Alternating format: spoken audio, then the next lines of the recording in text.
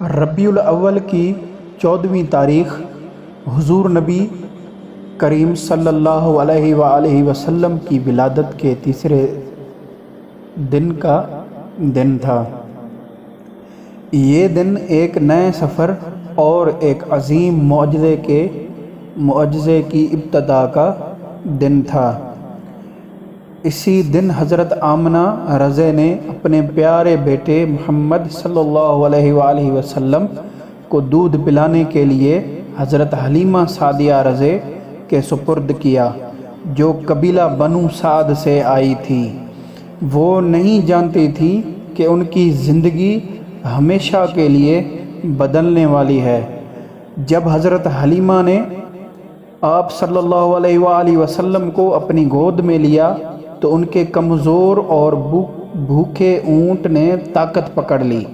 جس بکری کا دودھ خشک ہو چکا تھا وہ دودھ سے بھر گئی۔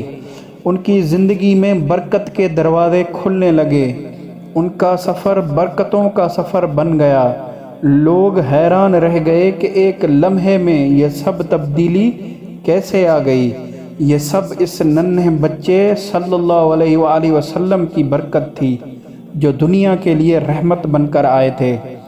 ربیع الاول کے تیسرے دن ہمیں یہ سبق ملتا ہے کہ رسول اللہ صلی اللہ علیہ وآلہ وسلم کی برکتیں صرف ان کی والدہ کے گھر تک محدود نہ تھیں، بلکہ جہاں بھی آپ صلی اللہ علیہ وآلہ وسلم گئے وہاں روشنی، خوشحالی اور سکون پھیل گیا۔ مزید ایسی ویڈیوز دیکھنے کے لیے ہمارا چینل سبسکرائب کر کے بیل آئیکن دبا دیں تاکہ ہمارے آنے والی ویڈیوز آپ دیکھ سکیں۔